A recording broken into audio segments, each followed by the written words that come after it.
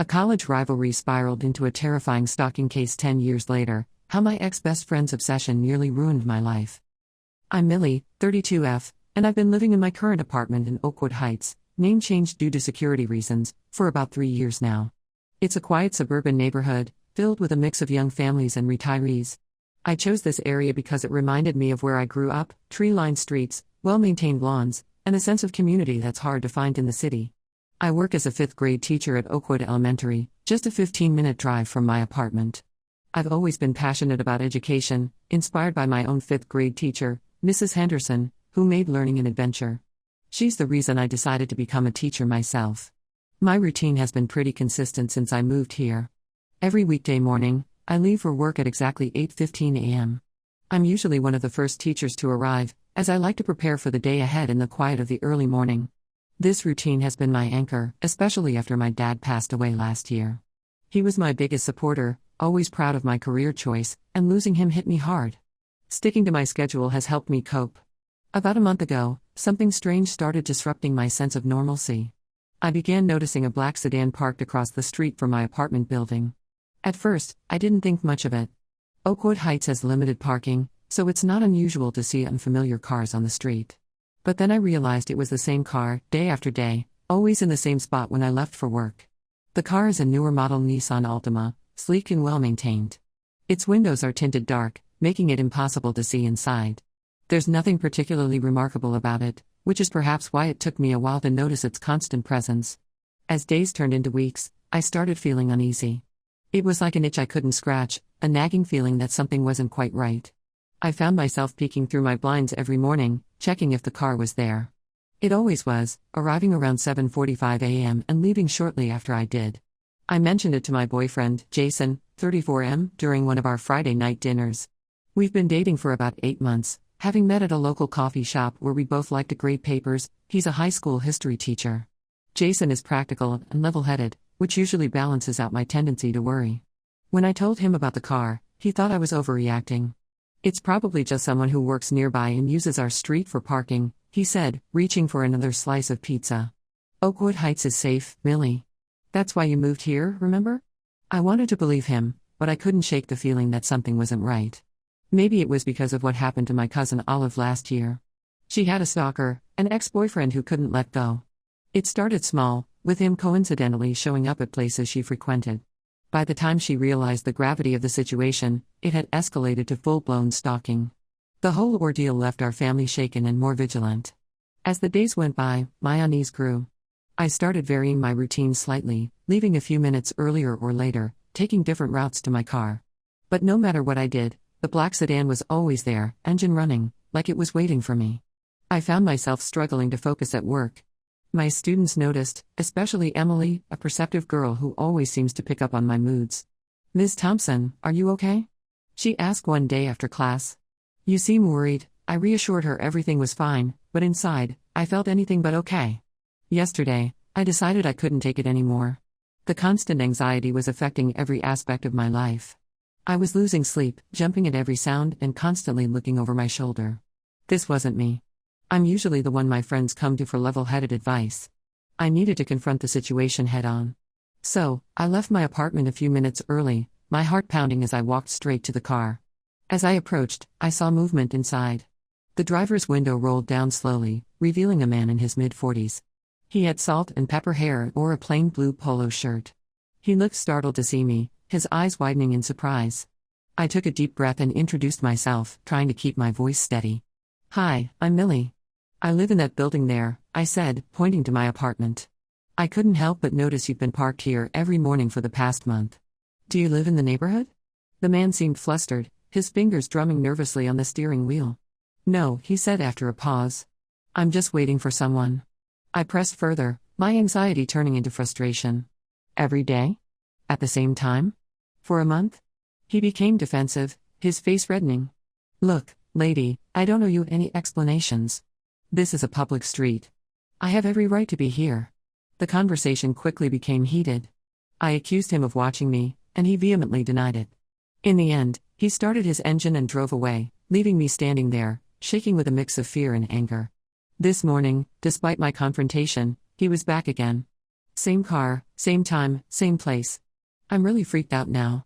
I feel like I'm living in a fishbowl, always being watched.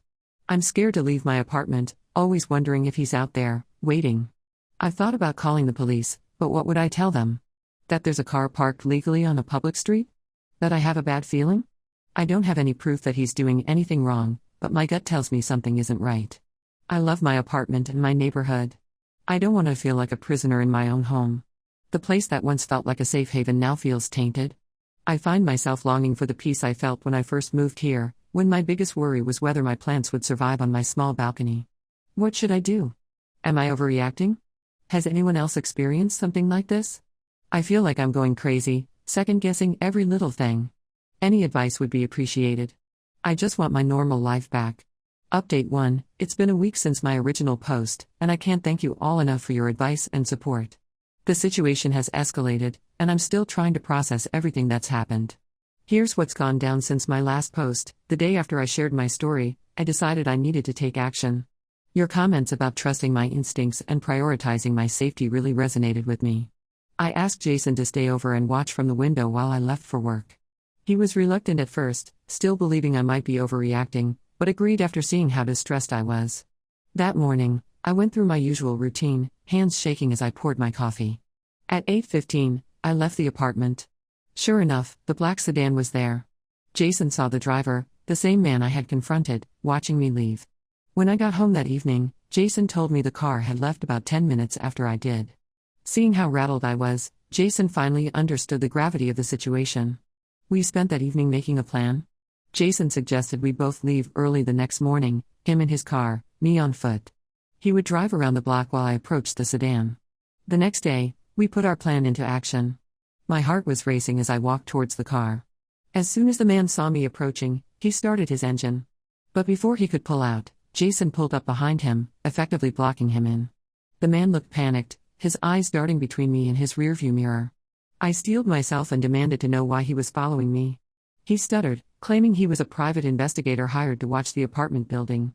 Jason, who had joined me by this point, asked to see his PI license. The man fumbled in his glove compartment but couldn't produce one. At this point, we called the police. While we waited, the man kept insisting he wasn't doing anything wrong, that he was just doing his job. But his story kept changing. First he was waiting for someone, then he was a PI, then he was doing a favor for a friend. None of it added up. When the police arrived, two officers, Officer Chen and Officer Martinez, took control of the situation. They separated us, questioning the man in their patrol car while Officer Chen spoke with Jason and me. After about 20 minutes, Officer Martinez came back. The man had finally cracked under questioning. His name is Robert, 46M, and he admitted he wasn't a PI. He claimed he was hired by someone named Sarah to watch me. He refused to give Sarah's last name or any more details, saying he was afraid of getting in trouble. The police took Robert in for further questioning. They later informed me that stalking is a crime, even if the person is hired to do it. They're investigating, but without more information about this Sarah, there's not much they can do yet. I'm relieved Robert is gone, but now I'm terrified about who this Sarah might be and why she wants me watched. I've been racking my brain, but I can't think of anyone by that name who would have a reason to stalk me. Could it be a student's parent? An ex's new partner? The uncertainty is almost worse than knowing Robert was out there. Jason has been incredibly supportive through all of this. He's staying with me now, and we've installed security cameras around my apartment. We've also started carpooling to work. His high school is on the way to my elementary school, and having him with me during my morning commute has been a huge comfort. My school principal, Dr. Patel, was understanding when I explained the situation. She's increased security at the school and has been checking in with me regularly. My students have picked up on my stress, despite my best efforts to hide it. I overheard a couple of them speculating that I must be going through a bad breakup. If only it were that simple. I'm still shaken, jumping at every noise and constantly looking over my shoulder. The police have advised me to be vigilant and report any suspicious activity. They're also looking into Robert's background to see if he has any connection to me or anyone named Sarah. I never imagined I'd be in this situation. It's like something out of a crime show, not something that happens to ordinary teachers in quiet suburbs. I'm trying to stay strong, but it's hard not knowing who's behind this or why. Jason keeps telling me we'll get through this together, and I'm trying to believe him. But I can't help wondering, will I ever feel safe in my home again? Will I ever be able to leave for work without fear? And who is Sarah, and what does she want from me? I'll update again if there are any new developments. Thank you all for your support during this scary time. Your words of encouragement and practical advice have been a lifeline. Update 2. It's been 2 weeks since my last update, and the situation has taken an unexpected turn. I'm still processing everything that's happened, and I'm not sure how I feel about it all. Last Friday, I received a call from Officer Chen. They had finally tracked down Sarah, and it turns out I do know her. Sarah, 33F, was my college roommate and once my best friend. We lived together for 3 years at State University, sharing late-night study sessions, spring break road trips, and countless secrets. She was the sister I never had. But our friendship ended abruptly in our senior year. We both fell for the same guy, Tom, 33M, a charismatic English major who lived in our dorm. At first, it was just harmless flirting from both of us. But then Tom asked me out, and I said yes without thinking about how it would affect Sarah. Sarah was devastated. She accused me of betraying her, of knowing how she felt about Tom. The truth was, I hadn't known. Sarah had never explicitly told me she liked him. But in retrospect, I should have seen it. I was so caught up in my own feelings that I missed all the signs. Our friendship dissolved into bitter arguments and cold silences. We finished out the year as roommates, but barely spoke. After graduation, we went our separate ways. I dated Tom briefly, but we broke up after a few months. The whole situation had left a bad taste in my mouth. I hadn't spoken to Sarah since, and I thought that chapter of my life was firmly closed. The police brought Sarah in for questioning. Apparently, she recently moved to Oakwood Heights for a job and somehow found out I lived here too. She admitted to hiring Robert to watch me but claimed it wasn't malicious.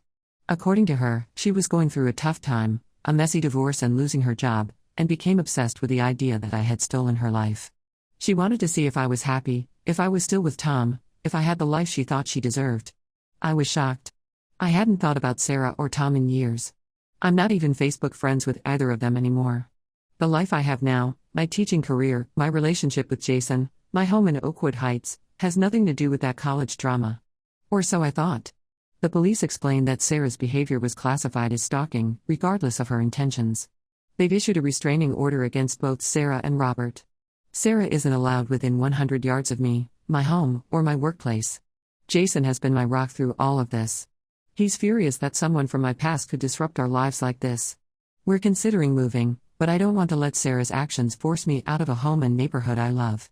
This is where I've built my life post-college, where I've become the person I am today. The thought of leaving feels like letting Sarah win somehow. I'm struggling to process my emotions. Part of me is angry at Sarah for invading my privacy and scaring me. The weeks of fear and paranoia, the sleepless nights, the constant looking over my shoulder, all because she couldn't let go of a college rivalry. Another part feels sad for her, that she's still holding on to something from so long ago. The police mentioned she might benefit from mental health services, which they've recommended as part of her case. I'm relieved to have answers, but I'm also left with so many questions. How did Sarah find me? Why now, after all these years? And how could our college drama have led to this? I keep thinking back to our friendship, wondering if there were signs I missed, if this obsession had roots I never noticed. I'm working with a victim support group to help me cope with the aftermath of all this. It's helping, but it's a slow process. Jason and I are also considering couples counseling to work through the stress this has put on our relationship. He's been supportive, but I know this has been hard on him too. For now, I'm taking it one day at a time. I'm back at work, trying to focus on my students and the upcoming school play. Jason and I are planning a weekend getaway, a chance to relax and reconnect away from all this stress. I'm hoping that with time, this will all feel like a bad dream. I'll update again once I've had more time to process everything. Thank you all for your continued support. It means more than you know. Update 3. It's been a month since my last update, and I finally feel ready to share what's happened since then. The dust has started to settle, and I'm slowly finding my way back to normalcy. After much discussion, Jason and I decided not to move. We didn't want to let Sarah's actions control our lives any further. This is our home, and we're not going to let anyone drive us out of it. Instead, we focused on making our home feel safe again. We upgraded our security system, installing cameras and motion sensor lights. I've also been taking self-defense classes at the local community center, which have helped me feel more empowered and less like a victim. The legal proceedings against Sarah have concluded. She pled guilty to stalking charges and has been sentenced to 2 years of probation and mandatory counseling. The judge also made the restraining order permanent. It's a relief to know that there are legal consequences for her actions, but it's also strange to think of Sarah, someone I once considered my best friend, as a convicted stalker. In an unexpected turn of events, I received a letter from Sarah last week. It was vetted by her lawyer and mine to ensure it didn't violate the restraining order. In it, she apologized profusely for her actions. She explained that she'd been going through a divorce and had lost her job in quick succession. In her distress, she had somehow convinced herself that her life went wrong because of our fallout in college. She acknowledged how irrational and harmful her behavior was. Reading the letter brought up a lot of conflicting emotions. On one hand, I appreciate her apology and explanation. It helps to understand why she did what she did, even if I can't condone it. On the other hand, the fear and stress she caused can't be erased with a letter. I'm not ready to forgive her, and I don't know if I ever will be. But the letter has given me some closure, a final chapter to this bizarre and frightening episode. Jason and I are doing well. This experience, though terrifying, has brought us closer together. We've had a lot of deep conversations about our relationship, our future, and how we handle crises together. We're talking about our future more seriously now, including the possibility of marriage. It's nice to have something positive come out of this whole ordeal. I'm slowly regaining my sense of security. I still have moments of anxiety, especially when I see unfamiliar cars on my street, but they're becoming less frequent. My neighbors have been incredibly supportive throughout this whole situation.